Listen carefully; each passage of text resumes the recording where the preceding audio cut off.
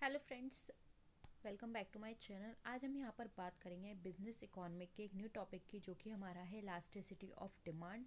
बहुत ही important topic है economics का ये, और इसमें हमने प्रीवियस क्वेश्चंस लिए हैं और साथ ही साथ हम उन सारे क्वेश्चंस को डिस्कस करेंगे जिससे कि आपका ये इलास्टिसिटी ऑफ डिमांड का चैप्टर आपका कवर हो पाए और आपको एक आइडिया लग पाए कि इलास्टिसिटी ऑफ डिमांड क्या होता है, किस तरह से वर्क करता है, प्राइस से किस तरह से रिलेटेड है। ठीक है, तो स्टार्ट करते हैं वीडियो को। वीडियो पे आप नए हैं तो प्लीज़ वीडियो को अपने फ्रेंड्स के साथ शेयर कीजिएगा। चैनल अभी तक सब्सक्राइब नहीं किया है तो प्लीज़ चैनल को भी सब्सक्राइब कर लीजिएगा। साथ ही साथ बेल आइकन पर क्लिक भी ज़रूर कीजिएगा ताकि आने वाले वीडियो का नोटिफिकेशन आप तक पहुँच पाए।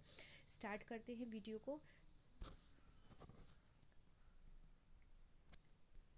देखिए, सबसे पहले हमारा यहाँ पे question, if the demand of a commodity is inelastic, यानी कि कमोडिटी की जो डिमांड है वो इनलास्टिक है और उसके जो प्राइस हैं वो इंक्रीज़ हो रहे हैं, तो वहाँ पे जो टोटल एक्सपेंडिचर जो होगा उस गुड्स के ऊपर वो कैसा होगा? इंक्रीज़ होगा, डिक्रीज़ होगा, रिमेन्स द सेम या फिर बिकम ज़ीरो? क्या रहेगा?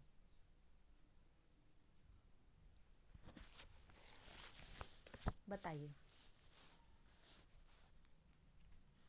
देखिए, डिमांड कैसी बताई गई है? इनइलास्टिक बताई गई है। डिमांड इनइलास्टिक है, प्राइस बढ़ रहे हैं, तो टोटल एक्सपेंडिचर भी तो हमारा बढ़ेगा। ठीक है, इसलिए राइट आंसर हो जाएगा ऑप्शन नंबर 1। क्योंकि यहाँ पर देखिए कि जब प्राइस बढ़ेंगे तो हम उस पर अगर खर्चा कर रहे हैं, वो कमोडिटी परचेस कर रहे हैं, तो हमारा एक्सपेंडिचर भी तो बढ़ेगा, क्योंकि हम उसको अब परचेस करने के लिए ज़्यादा पैसे देने होंगे, इसलिए हमारा एक्सपेंडिचर भी बढ़ जाएगा। राइट आंसर हो जाएगा ऑप्शन नंबर 1। नेक्स्ट क्वेश्चन देखिए, the demand curve when the demand is perfectly elastic is vertical, downward sloping, horizontal या none of these? बताइए।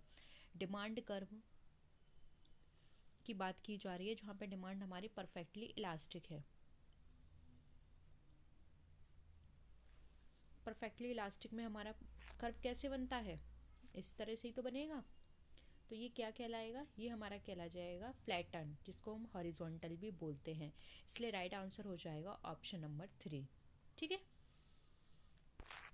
नेक्स्ट क्वेश्चन देखिए, which of the following goods is likely to have perfectly inelastic demand? अब perfectly inelastic demand है, luxury, salt, cabbage या sugar? किसकी होती है perfectly inelastic?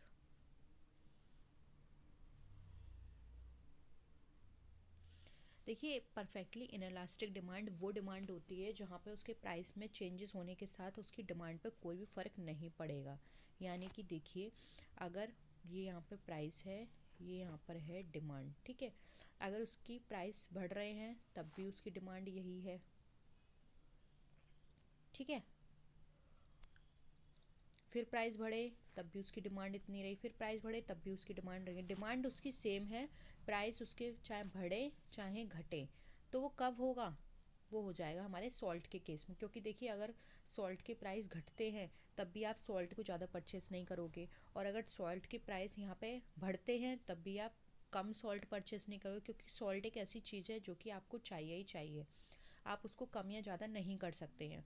तो यहाँ पे प्राइस में जो भी चेंजेस आ रहे हैं उससे उसकी डिमांड पे कोई भी फ़र्क नहीं पड़ रहा है, वो कहलाती है हमारी परफेक्टली इनएलास्टिक डिमांड। ठीक है, तो ऑप्शन 2 यहाँ पे हमारा करेक्ट आंसर है।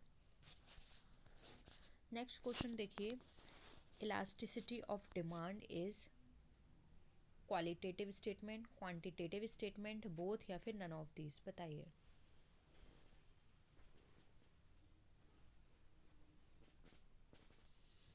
इलास्टिसिटी ऑफ डिमांड हमारा कैसा स्टेटमेंट है?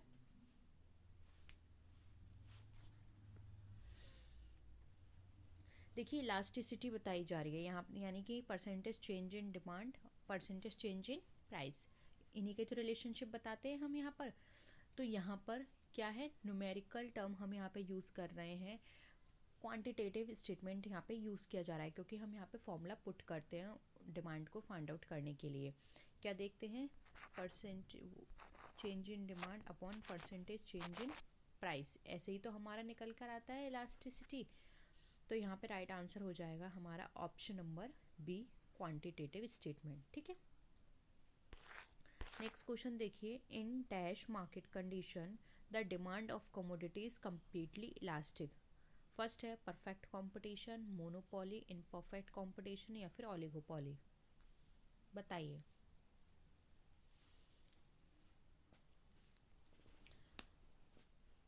डिमांड हमारी परफेक्टली इलास्टिक है, यानी कि ग्राफ कैसा बनेगा, ये हमारा प्राइस है, डिमांड हमारी इस तरह से चेंज होंगी, यानी कि D1, D2 and D3।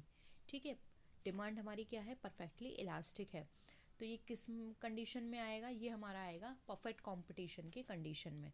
Option 1 यहाँ पे राइट आंसर है। परफेक्ट कंपटीशन में क्या होता है, डिमांड जो होती है कम्प्लीटली इलास्टिक होती है और यहाँ पे मार्केट प्राइस में कोई भी चेंज नहीं हो रहा है, इवन उसकी जो क्वांटिटी है वो सोल्ड हो रही है सेल प्राइस पर, जो भी सेम प्राइस है उस पर उसको हम सेल कर रहे हैं।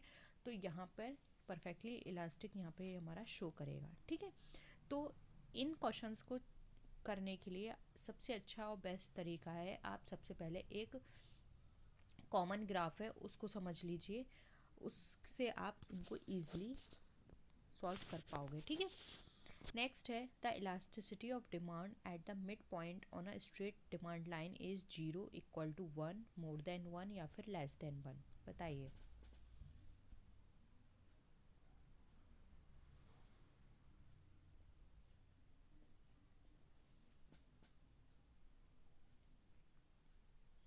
मिड पॉइंट पे कैसा बनता है,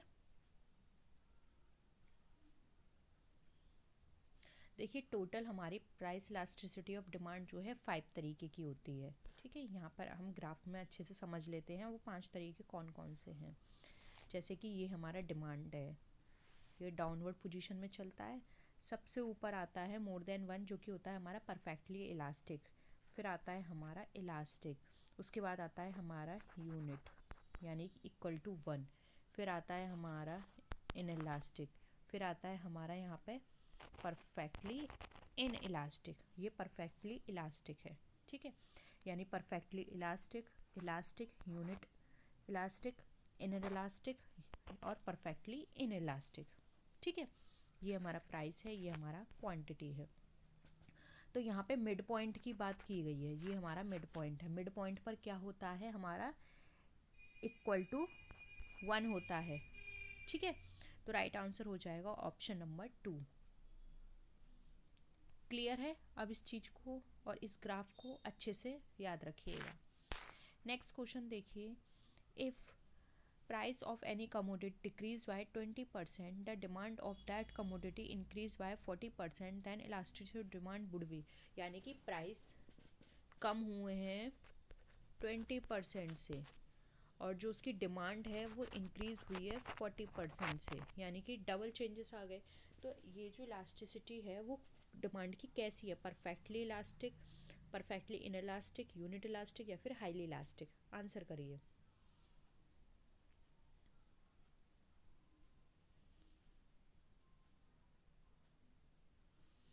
ये हमारी है हाईली इलास्टिक, क्योंकि आपने देखा percentage change in demand upon percentage change in price ऐसी तो हम निकालते हैं, तो हमने 40 डिवाइडेड बाई 20 करा, ये हमारा 2 निकल कर आ गया और ये हमारा दिखाता है हाईली इलास्टिक को। ठीक है, ऑप्शन 4 यहाँ पे हमारा राइट आंसर है। नेक्स्ट क्वेश्चन देखिए, the inverse relationship between variations in the price and quantity demanded is not due to future expectation, income effect, substitution effect, law of diminishing marginal utility, बताइए। ये तो हम सबको पता है, जो डिमांड का अगर हम लॉ की बात करें तो वहाँ पे प्राइस और क्वांटिटी डिमांडेड में इनवर्स रिलेशनशिप होता है, लेकिन वो किसके कारण नहीं होता, वो हमारा इनकम इफेक्ट के कारण नहीं होता है। ठीक है, वहाँ पे फ्यूचर एक्सपेक्टेशन तो आते हैं, change in price of other goods भी आते हैं, सब्स्टिट्यूशन इफेक्ट भी आता है, law of diminishing marginal utility भी आता है, लेकिन इनकम इफेक्ट वहाँ पर नहीं आता, क्योंकि इनकम इफेक्ट में इन्वर्स रिलेशन नहीं होता। इनकम इफेक्ट में क्या होता है, अगर कहीं भी इनकम इफेक्ट होगा तो वहाँ पे पैरेलल चलती हैं, यानी कि सेम चलती हैं, ना कि अपोजिट में। तो ऑप्शन 2 यहाँ पे हमारा राइट आंसर हो जाएगा। नेक्स्ट क्वेश्चन देखिए, the concept of cross elasticity of demand was given by Moore, Marshall, Robert Triffin, none of this. अब जो क्रॉस इलास्टिसिटी ऑफ डिमांड है इसका कॉन्सेप्ट किसने दिया है,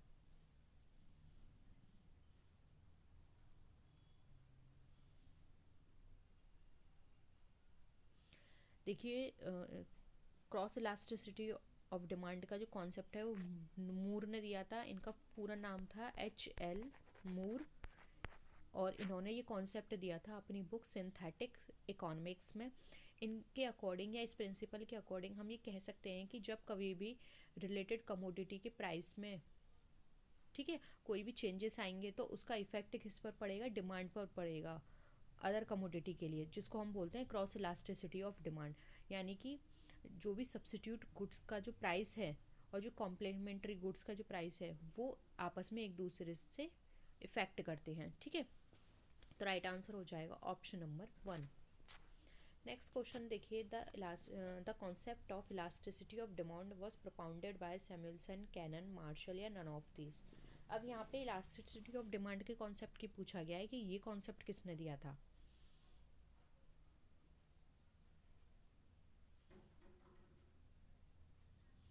देखिए, जो कॉन्सेप्ट है हमारा इलास्टिसिटी ऑफ डिमांड का, ये 1890s में हमारा अल्फ्रेड मार्शल ने दिया था। और आपको पता ही है इसका जो कॉन्सेप्ट है ये क्या है, ठीक है। Percentage change in demand upon percentage change in price, इस तरह से हम निकालते हैं अपने डिमांड को। नेक्स्ट देखिए, when there is a very small change in the price of a commodity and there is a great change in the demand, when the demand for such will be completely inelastic, perfectly elastic, elastic या फिर highly elastic, क्या होगा।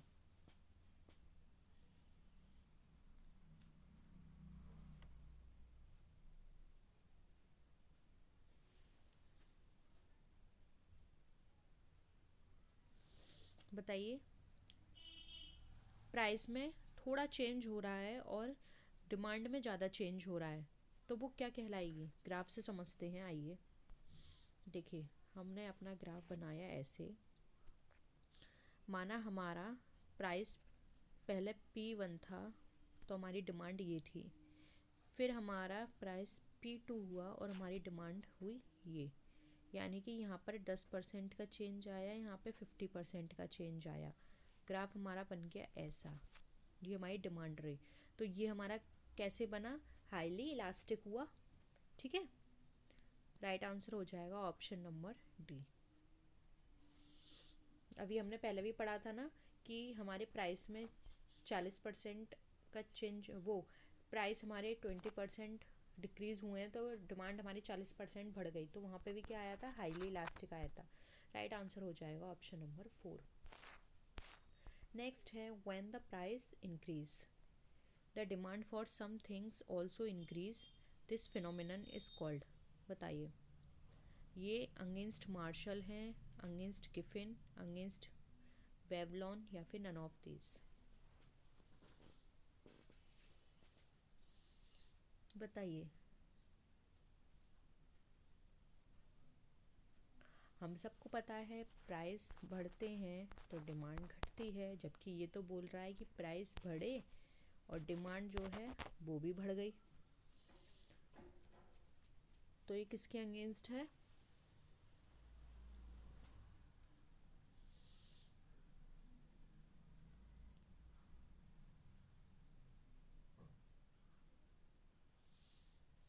देखो, इस phenomenon को कहा जाता है गिफिन, वोट अगेंस्ट गिफिन, ठीक है। गिफिन पैराडॉक्स इसको कहा जाएगा। तो हम ये बोल सकते हैं, अगेंस्ट बोला गया है ना, तो अगेंस्ट तो ये मार्शल के अगेंस्ट है और इसको हम बोलेंगे गिफिन पैराडॉक्स। तो अगेंस्ट तो मार्शल होगा, तो ऑप्शन 1 हो जाएगा, क्योंकि ये मार्शल जो कॉन्सेप्ट दिया था डिमांड, लॉ ऑफ डिमांड का, उसके अगेंस्ट है। लेकिन अगर इस फिनोमिनन को पूछा जाए तो ये हमारा कहलाता है गिफिन पैराडॉक्स, ठीक है। नेक्स्ट है, income elasticity of demand for inferior good कैसा होगा, पॉजिटिव, नेगेटिव, जीरो या इनफाइनाइट।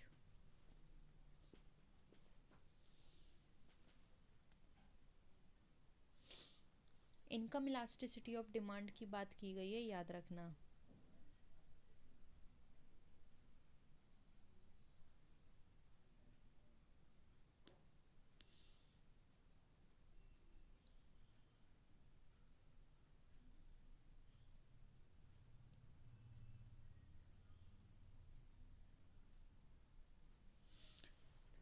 देखिए यहाँ पर राइट आंसर हो जाएगा ऑप्शन नंबर 2, नेगेटिव चलेगी, क्योंकि देखिए जब इनकम बढ़ेगी तो इन्फीरियर गुड्स की जो डिमांड है वो भी हमारी क्या हो जाएगी, घटेगी, क्योंकि अगर इनकम बढ़ रही है तो इन्फीरियर गुड्स की जगह फिर वो सुपीरियर गुड्स पे जाएंगे, लग्जरी गुड्स पे जाएंगे। तो यहाँ पर राइट आंसर हो जाएगा ऑप्शन नंबर 2।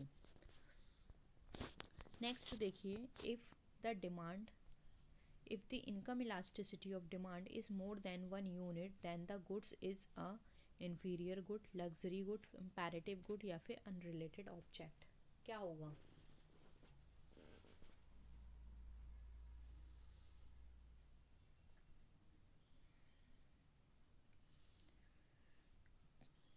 क्या बता रहे हैं, इनकम इलास्टिसिटी उनकी कैसी है, इनकम को हम वाई से डिनोट करते हैं, मोर देन वन है यहाँ पर, तो ये हमारा कौन सा गुड शो करता है, ये हमारा शो करता है लग्जरी गुड को, ठीक है, क्योंकि एक इनकम का एक मेजर पार्ट हम यहाँ पर इस पर खर्च कर रहे हैं। तो यहाँ पे राइट आंसर हो जाएगा ऑप्शन नंबर 2। नेक्स्ट क्वेश्चन देखिए, a demand curve which is parallel to X axis displays elasticity infinite, less than one unit, zero और इन इलास्टिक डिमांड। कैसी होगी? एक्स एक्सिस पे पैरेलल है वो,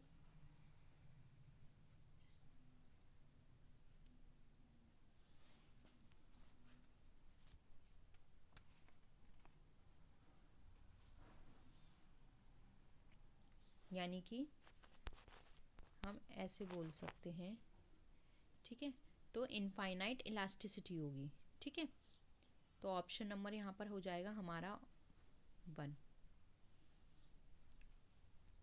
नेक्स्ट क्वेश्चन देखिए, when the cross elasticity of price of demand between two goods is zero, then such goods are said to be independent goods, luxury goods, substitute goods, complementary goods। क्या होगा?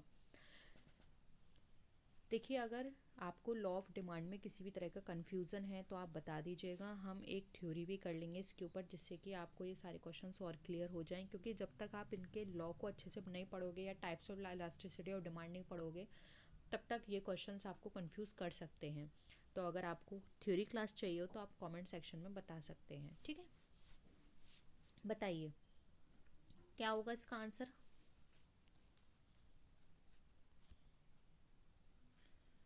दो goods की कैसी है, zero है, तो वो गुड्स कैसे कहलाते हैं?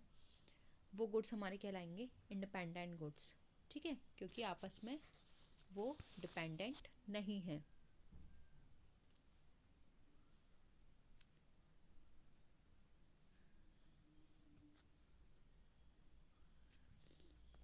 नेक्स्ट देखिए, if an increase of 50% in the price of a commodity cause a decrease in its demand by only 10%, यानी कि प्राइस में इंक्रीमेंट हो रहा है 50% से और डिमांड घट रही है सिर्फ और सिर्फ 10% से, यानी कि इफेक्ट पड़ रहा है लेकिन बहुत कम।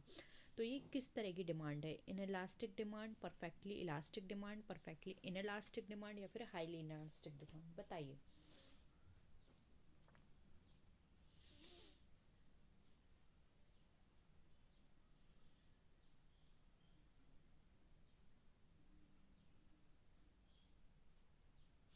देखिए इस तरह की जो डिमांड होती हैं वो हमारी, या तो हम बोल सकते हैं कि ये हमारी इन इलास्टिक डिमांड है या फिर हाईली इन इलास्टिक डिमांड है।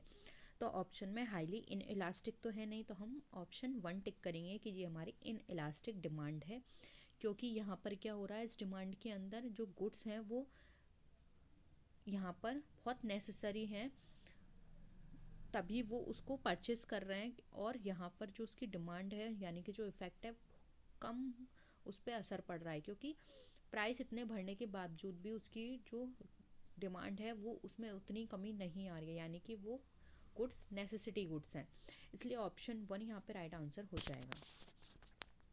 नेक्स्ट देखिए, when the aggregate supply of goods of food grains increases, the total income of the farmer falls on the basis state what will be the demand curve for food grains, elastic, inelastic, unit elastic या फिर perfectly elastic। क्या होगा?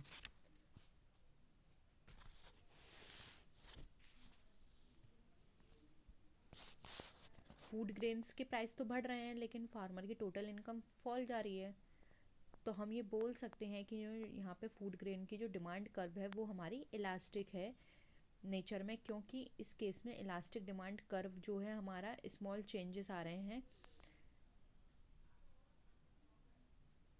Comparison to demand. ठीक है, तो इसका graph कैसे बन सकता है, जैसे कि हमने प्राइस हमारे कांस्टेंट हैं और यहाँ पे डिमांड हमारी ये है। ठीक है, तो कैसी होगी, इनइलास्टिक होगी, सॉरी इलास्टिक। ऑप्शन 1 यहाँ पे राइट आंसर हो जाएगा, क्योंकि यहाँ पे जो डिमांड कर्व चलेगा वो पैरेलल टू एक्स एक्सिस चलेगा। ठीक है, नेक्स्ट देखिए elasticity of demand for rich person. Rich person के लिए इलास्टिसिटी ऑफ डिमांड कैसी होगी, इलास्टिक, इनइलास्टिक, परफेक्टली इलास्टिक या फिर परफेक्टली इनइलास्टिक।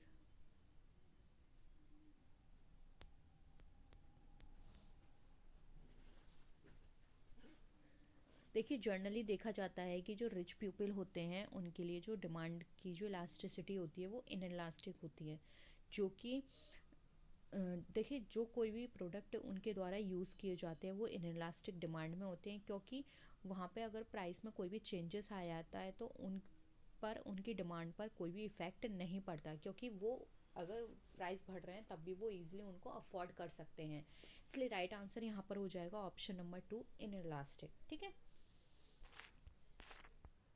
नेक्स्ट देखिए income elasticity of demand is. Income elasticity of demand कैसी है, positive, negative, both positive and negative या फिर नन ऑफ दीज।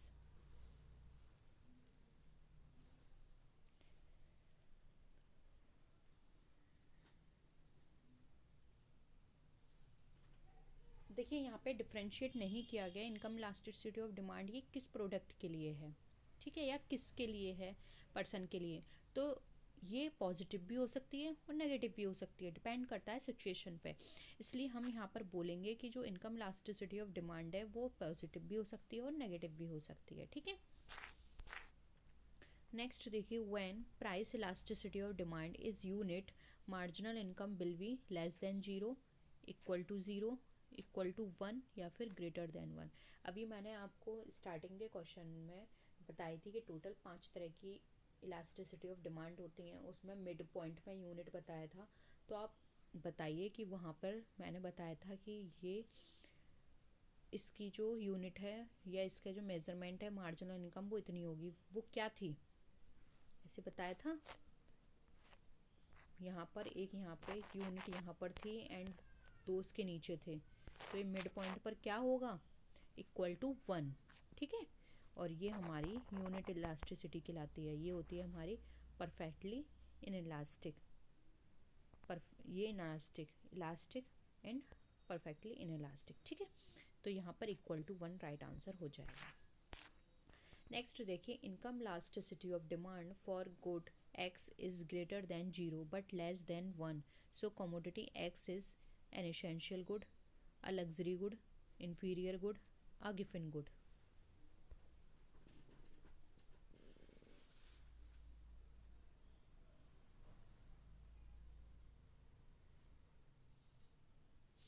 देखिए इस तरह के जो गुड्स होते हैं जिनकी इनकम इलास्टिसिटी तो 0 आ रही है, ग्रेटर दैन 0 है लेकिन लेस दैन 1 है, तो इस तरह के गुड्स हमारे एसेंशियल गुड्स की कैटेगरी में आते हैं। ठीक है,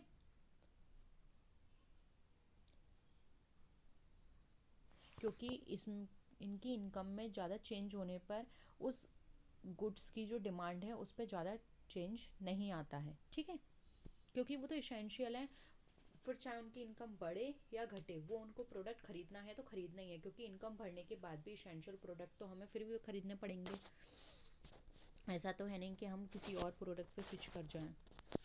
नेक्स्ट क्वेश्चन देखिए elasticity of demand for money can be unit, may exceed the unit, can be less than the unit या फिर ऑल दीज।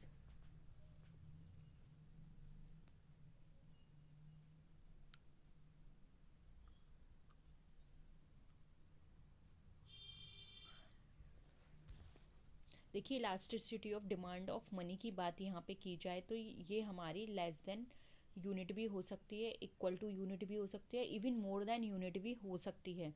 तो ये डिपेंड करता है कि ये हमारा किस रेफरेंस में पूछी जा रही है। इस कॉन्सेप्ट को एक्सप्लेन किया था प्रोफेसर टोजिंग ने। उन्होंने बताया था कि अगर इन जर्नल हम बात करें तो जो इक्विटेबल डिस्ट्रीब्यूशन होगा हमारी वेल्थ का वो इंक्रीज़ करेगा उसकी डिमांड पे, और इनक्वालिटीज़ जो होगी डिस्ट्रीब्यूशन की उसकी वेल्थ में, वो वहाँ पर उसकी डिमांड कैसी जाएगी, इनइलास्टिक जाएगी। तो हम ये बोल सकते हैं कि ये भी हमारा सही है, ये भी सही है, ये भी सही है, इसलिए ऑल ऑफ दीज हमारा राइट आंसर यहाँ पर हो जाएगा। ठीक है, नेक्स्ट क्वेश्चन आइए, elasticity of demand for electricity is. अब इलेक्ट्रिसिटी के लिए डिमांड कैसी रहेगी, बताइए बताइए बताइए।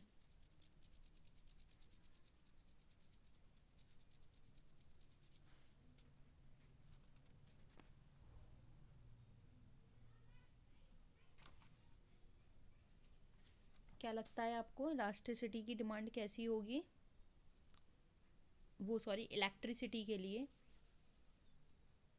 देखिए इलेक्ट्रिसिटी की बात की जाए तो यहाँ पर जो इसकी डिमांड होगी वो लेस इलास्टिक होगी, क्योंकि ये हमारे यहाँ पर प्राइस में जो भी चेंज आएगा उससे उसकी डिमांड पे कोई भी इफ़ेक्ट नहीं पड़ेगा, क्योंकि इलेक्ट्रिसिटी एक ऐसी चीज़ है वो हमें चाहिए ही। अगेन वही नेसेसिटी वाली बात आ गई, तो वहाँ पर कोई भी उसके प्राइसेस हों हमें उससे कोई फ़र्क नहीं पड़ता, डिमांड उसकी उतनी ही रहेगी। ठीक है, ये हो सकता है कि स्लाइटली डिफरेंस आ जाए, लोग उसको कम यूज़ करें।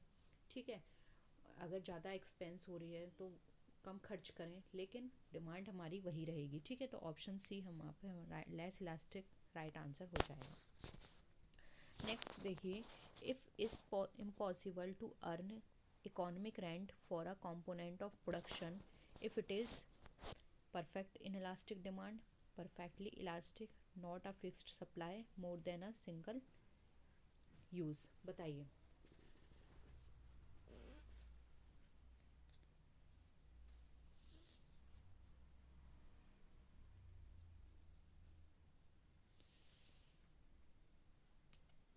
देखिए ये इम्पॉसिबल हो जाता है किसी प्रोडक्शन के कंपोनेंट के लिए कि वो इकोनॉमिक एंड को रन करे अगर उसकी डिमांड परफेक्टली इनइलास्टिक है, क्योंकि प्राइस में कोई भी चेंज आएंगे तो वहाँ पे डिमांड उसकी परफेक्टली इनइलास्टिक बनेगी, और यहाँ पे उसके जो क्रॉस इफेक्ट होगा उस पर उसका कोई भी क्वांटिटी पे कोई भी फ़र्क नहीं पड़ेगा। Even there is an increase in the price of the factor. तो यहाँ पर हम बोल सकते हैं कि जो इकोनॉमिक रेंट है वो अर्न नहीं होगा, क्योंकि डिमांड उसकी क्या है, रिमेन्स दी सेम है। ठीक है, तो राइट आंसर यहाँ पे हमारा हो जाएगा ऑप्शन नंबर 1, क्योंकि ये हमारा परफेक्टली इनइलास्टिक डिमांड होता है। ऑप्शन 1 राइट आंसर है। नेक्स्ट देखिए, if a change in the price of one of goods cause a change in quantity demand, then the cross elasticity of demand between them is negative, positive, 0 या 1।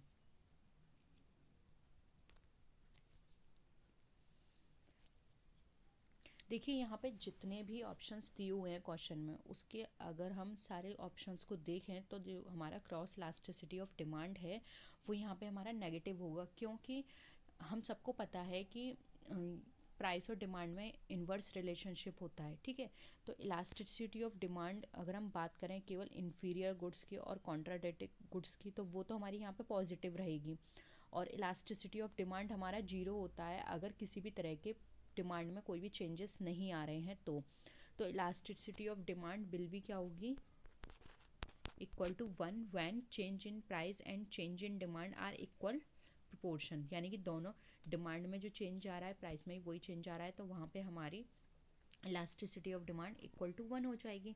तो यहाँ पे right answer हमारा हो जाएगा option number 1 negative. ठीक है,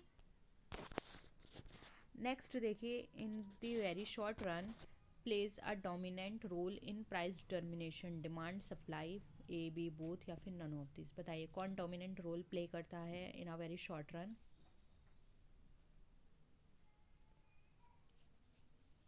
देखिए शॉर्ट टर्म की बात करें तो यहाँ पे मार्केट के अंदर सेलर और जो प्रोड्यूसर होते हैं वो कभी भी गुड्स की सप्लाई में किसी भी तरह का चेंज नहीं करते हैं। ठीक है, तो इस सिचुएशन में डिमांड जो है वो डोमिनेंट रोल प्ले करती है, और जिसके थ्रू प्राइस को डिटरमाइन किया जाता है। तो ऑप्शन 1 यहाँ पे राइट आंसर हो जाएगा।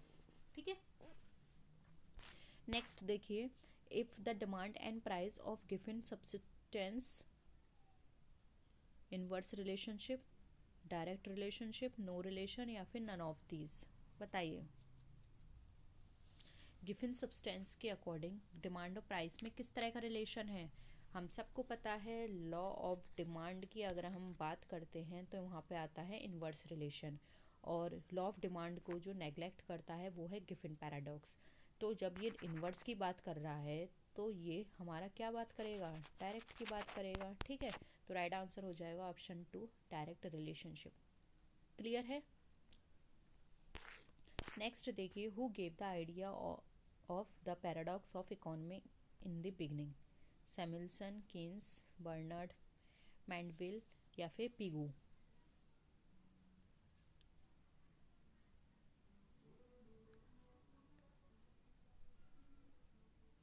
किसने दिया था बिगनिंग में कॉन्सेप्ट? कीन्स ने, क्योंकि अकॉर्डिंग टू कीन्सियन आइडियोलॉजी कोई भी सेविंग्स में इंक्रीमेंट होगा तो वो वहाँ पर लीड्स टू लेस सेविंग्स। ठीक है, यानी कि अगर हम सेविंग्स को बढ़ाने की बात करेंगे तो वहाँ पर हमारी सेविंग्स कम होती चली जाएगी। ये आइडियोलॉजी को बोलते हैं पैराडॉक्स ऑफ थ्रिफ्ट। ये जो थ्योरी है ये बताती है कि जो लोग ज़्यादा सेव करने की सोचते हैं during the recession due to which there is decrease in demand, and जो सेविंग होती है वो उनको फ्यूचर में हेल्प करती है। यानी कि रिसेशन के टाइम वो सोचते हैं कि हम पैसा बचा के चलें जिससे कि फ्यूचर में हमें यहाँ पे हेल्प मिले। तो राइट आंसर ऑप्शन 2 है कीन्स। नेक्स्ट है, the longer the time period the elasticity of supply will be perfectly elastic, in elastic, more elastic या फिर स्टेबल? बताइए।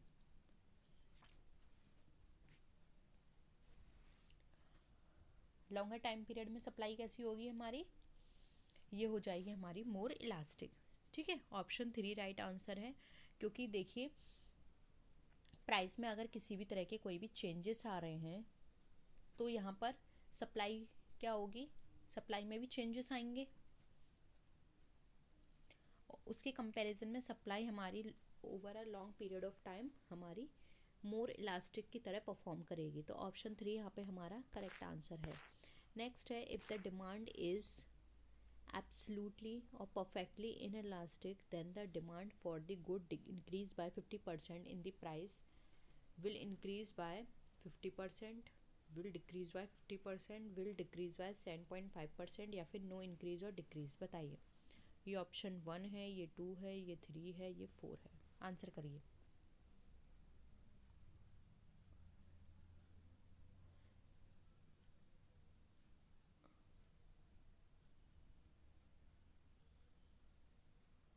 देखिए यहाँ पर बात की जा रही है एब्सोल्यूट और परफेक्टली इनलास्टिक की। तो देखिए क्या होता है, percentage change in quantity demanded upon percentage change in price. Price में कितना चेंजेस आ रहे हैं?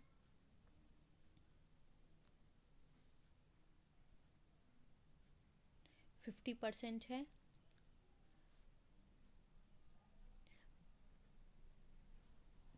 ठीक है, तो यहाँ पर इनलास्टिक के इनलास्टिक परफेक्टली इनलास्टिक में देखा जाए तो वो तो इक्वल्स होते हैं, तो हमारा जीरो रिजल्ट निकल कर आएगा, यानी कि इलास्टिसिटी ऑफ डिमांड हमारी जीरो निकल कर आएगी।